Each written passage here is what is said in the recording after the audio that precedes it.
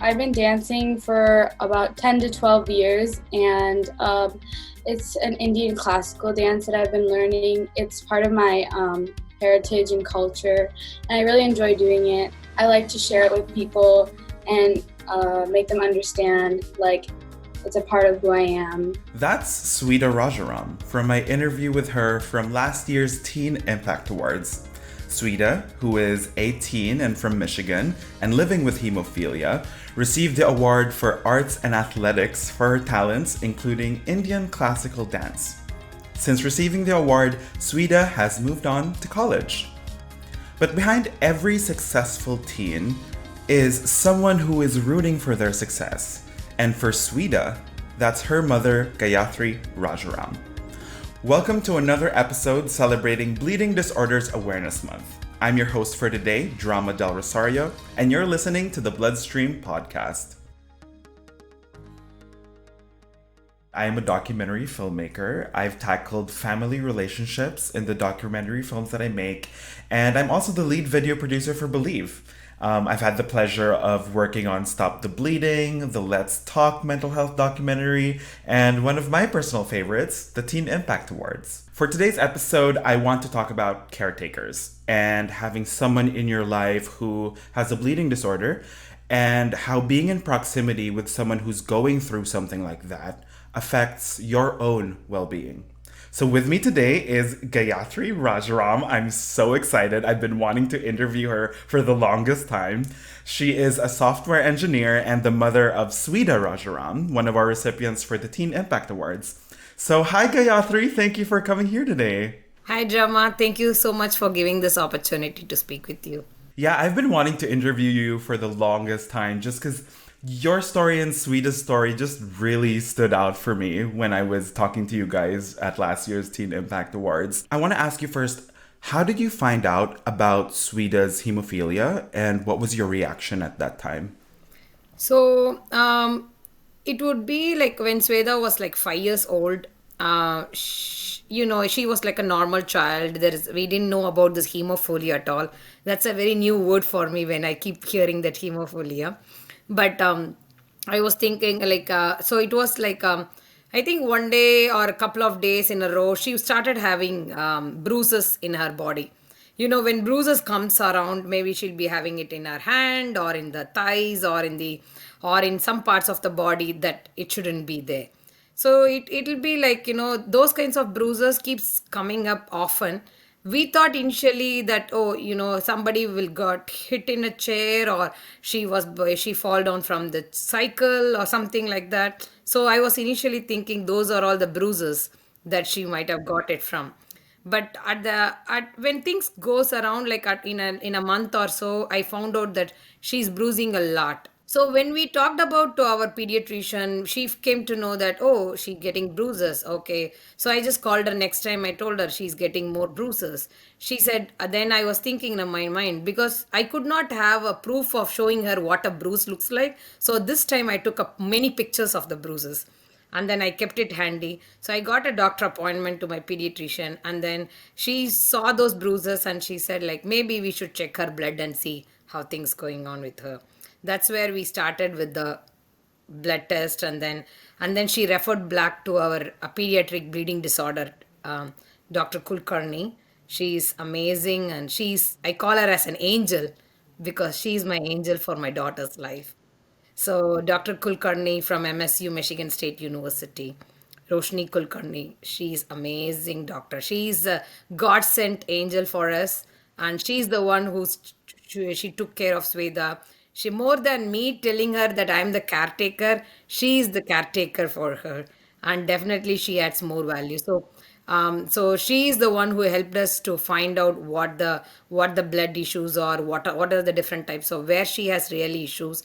I think initially we had a factor 7 deficiency, and then I think now when ages goes around, now she has more like a pool storage, or it's called as the hemophilia. Yes, and like you said, at that time, you didn't really have that much knowledge about bleeding disorders and hemophilia. So was it information overload for you at that time that your daughter is going to go through this? Yeah, I was almost crying because they used to take like tubes and tubes of blood for doing these kinds of tests, because the blood should be given very, like it should be like a fresh blood, or like it should be given right from the lab. From the they Once they take the blood, they need to test it in the lab immediately. So we used to drive to University of Michigan, Ann Arbor, like around an hour or so from here, because they do have a specific I think test that we have to do.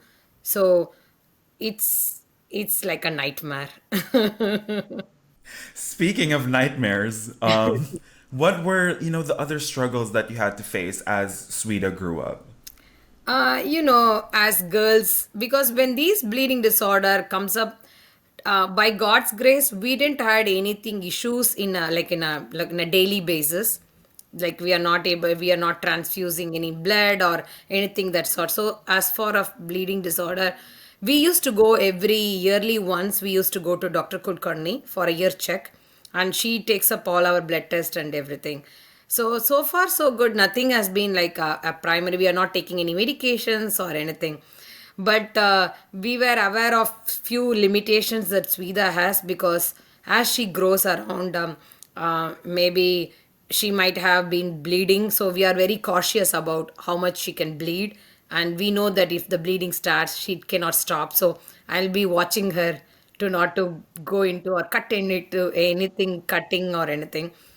And then she is a swimmer too. So we spoke to Dr. Kulkarni. So she has advised us not to jump into the board, like the swim board, or like any diving related activities, because of the bleeding disorder issue. So some of the limitations we did had, but we came across this.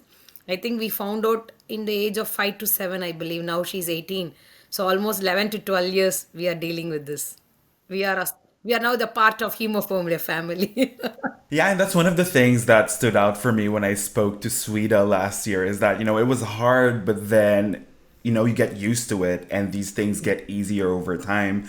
And that's why she's able to do things like swimming and Indian classical dance. So I want to get into Indian classical dance because I Sure. find that so fascinating. How did Sweda get involved with that? Dance is a part, like Indian classical dance, like all our Indians or many of us, like dance is part of our, it's like, it's an inbuilt skills that most of us, everybody has. I know you are also dancing a lot now with lots of. In my bedroom, like when no one's It's looking, a natural, but not like professionally like her. like, it's a natural gift that it has been given to. But we all have lots of passion with the Indian classical dance. So when she was around 4, we put her in a dance school where she started learning the Indian classical dance. Dance is a part of the integral part of our life. Like she has been danced in many community events, school activities. She was been teaching, helping the dance for doing lots of programs. She has been choreographing the dance, and she has been danced different types of dances like Indian classical dance still. And then she was been doing it in the Michigan State University, some programs for them. So dance is all around. One thing we learned about dance, especially with the Indian classical dance, Sweda was very much interested to learn about the different stages of the dance. So she was been almost learning past, I believe it's been like what, 13, 12 to 13 years. Wow. So she has been undergone the tutelage of Mrs. Sandhya Sri Atmakuri. She is our dance guru. So she has been teaching Sweda for almost like maybe like 12 to 13 years right now. And dance is like, one thing I liked about the Indian classical dance, it's not only the dance alone, but it's also gives you, the art form gives you the internal peace. It's like Right. more like a meditation. It's not like you sit and meditate, but these kinds of dance forms make Sweda to be focused, to be self-disciplined. And also she is, even though she has this bleeding disorder and anything, this helped her to become more confident on her day-to-day activities. and it helped her to more lot about more, because these things helped her to gain friendship, confident, and also not to be more worried about the hemophilia, because it has happened now. It's a hereditary. It's a part of the body right now. She has hemophilia, but nothing is going to stop her in moving forward on anything she needs. Yeah, and I find that so amazing because, not only is she overcoming her bleeding disorder, but she is carrying over a part of her heritage, which, as her mother, I'm sure you're super proud of. I'm very proud of her. I'm so proud of her, and I am so blessed to have wonderful people like our Dr. Kulkarni, as our pediatric hemophilia bleeding disorder doctor, and Dr. Aarti Shah. She's our pediatrician for almost 18 years, and our dance teachers and our school teachers. Everybody supported her. Her swimming coach and her band, especially her band master. She plays clarinet in the band. So each and every one in her life supported her. I just played my part, and everybody supported us in throughout the things. And I am very glad that Teen Impacts, your team made us so much happy by giving us the award and helping us to be, to go over all these things. Well, thank you. And I'm so, happy that Swedha is surrounded by you and so many supportive people in her life. Just one last question before I end this up. You were mentioning to me, Swedha, since receiving the Teen Impact Award, has moved on to college. So what is that like as a mother to have your baby going to college? It's a mix of hybrid feelings, or like you said, different feelings and emotions. We always want your baby to be babysitting, or you always want it to be under your shelter, but they are now you are like I always say that you should be like a leader. You should let them grow. They have to explore their world. They have to have their independency, and more they go out and do whatever they wanted to do, explore the world. I'm very proud of her, actually. I'm so proud of her that she's exploring things that she liked to do, and she's enjoying her life. And at the same time, she's working right now as an intern to help do the COVID testing and screening. And Wow.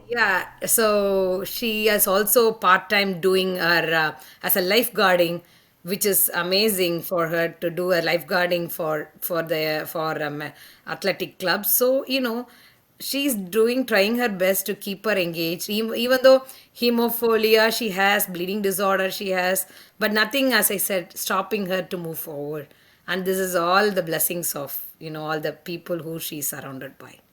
Yes, we're so excited for Swedha and to see where she's gonna go over the coming years. And thank you, Gayathri, for being with us. I'm so happy that I finally got to sit down with you because you were just amazing to me. Thank you so much for giving this wonderful opportunity to speak with you, Rama. You are amazing.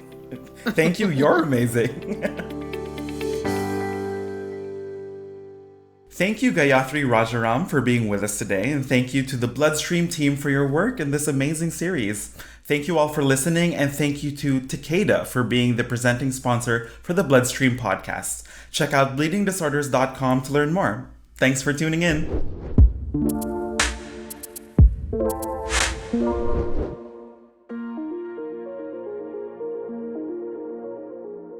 It's in the Genes is a 5-episode audio journey that will reveal the complexity and mystery of gene therapy research. Explore with us the history behind gene therapy, research initiatives, investigational challenges, ethical debates, and how they account for safety as we speak to the field's brightest and most innovative thinkers. We'll get a glimpse behind the scenes of what is taking place to bring this innovative science to life from the leading researchers who were there, like Dr. Theodore Friedman and Dr. Richard Samolsky. A must-listen for all curious about gene therapy research. It's in the Genes is available on bloodstreammedia.com and wherever you get your podcasts.